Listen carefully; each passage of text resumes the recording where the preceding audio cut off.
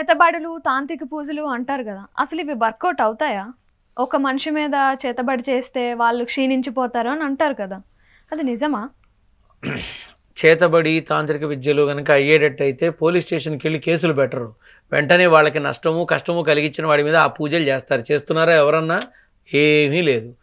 కాబట్టి ఇలాంటి అక్కర్లేని అపోహల మీద ఎక్కువ చర్చ కూడా వేస్టే. ఎందుకు చెప్తున్నాను అంటే, ఒకటి నిజమమ్మా, ఈ జపాలు తపాలు ఈ హోమాలు యజ్ఞాలు వాటి వల్ల కొంతమేర లాభం ఉంటుందేమో తప్ప 100కి 100% ఉండదు.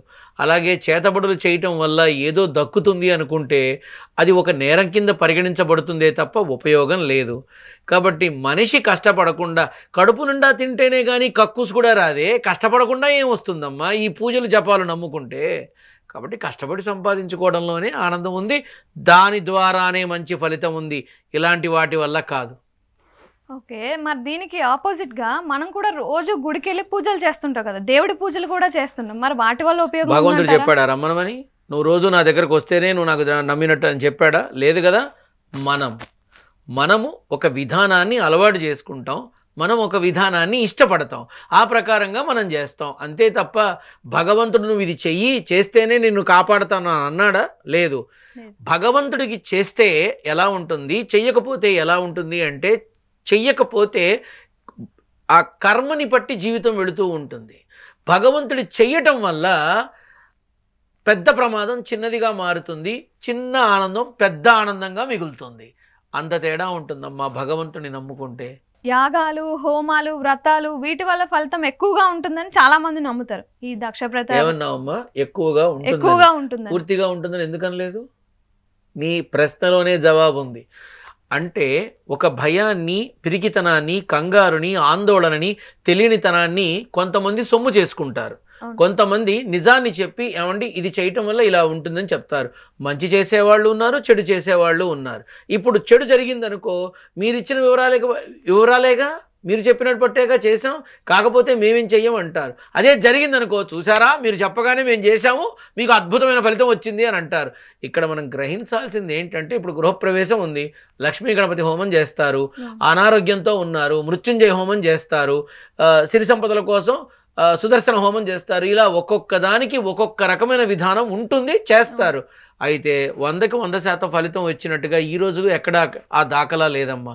కానీ ఫలితం ఉంటుంది. అది ఇంత అని ఇప్పుడు మనం కూర్చొని కష్టపడి చేస్తేనేగా ఏ హోమమైనా యజ్ఞమైనా. మన కష్టం లేకుండా అక్కడ జరుగుతుంది అంటే అవుతుందా? చేసేవాళ్ళు కాకుండా, చేయించేవాళ్ళు లేకుండా ఏదైనా జరుగుతుందా? లేదు. అలాగే ఇవన్నీ చేయడం వల్ల భగవంతుడి అనుగ్రహం దక్కి మన కష్టం పోతుంది అని శాస్త్రం చెప్తోంది.